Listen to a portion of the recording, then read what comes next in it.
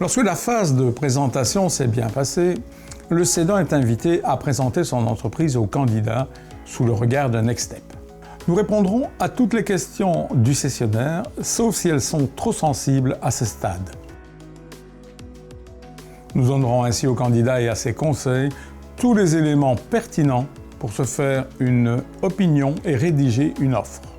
Cette offre, transmise au cédant par le biais de Next Step, sera analysée et commentée par notre cabinet. Si elle convient, des propositions d'amendement seront proposées par Next Step pour finaliser et Next Step se chargera de rédiger les divers états contractuels. Après signature de la convention de cession, vient la due diligence. Le cessionnaire, une fois les contrats de cession d'actions signés, s'il ne l'a déjà fait, viendra vraisemblablement examiner en détail les comptes de la société à acquérir afin de vérifier l'exactitude des affirmations qui lui ont été faites jusque-là. Cette étape est appelée due diligence. Next Step encadrera la mise en place de cette vérification, idéalement chez le cédant ou son comptable.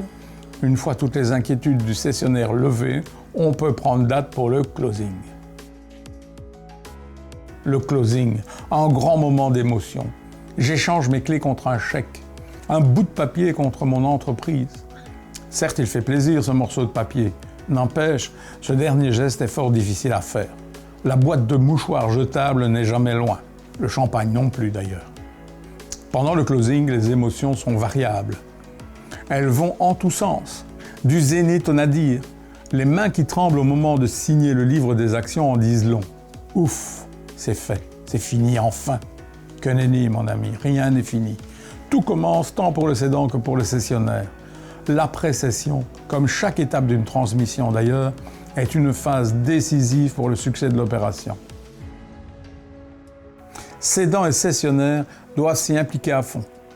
L'un pour transmettre correctement ses acquis, ses trucs, son savoir-faire, l'autre pour emmagasiner le tout sans jugement, juste pour apprendre. Le premier doit avoir l'humilité de s'effacer, il n'est plus patron. Le second doit avoir l'humilité de respecter celui qui lui transmet son bébé. Le tout sous l'œil scrutateur du personnel qui complique parfois une tâche déjà pas facile dans l'ensemble.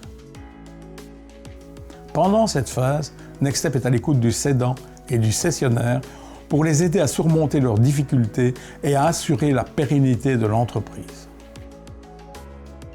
Une fois tout conflit d'intérêts définitivement écarté, Next Step peut même entreprendre une mission d'organisation et de gestion de la croissance pour l'entreprise.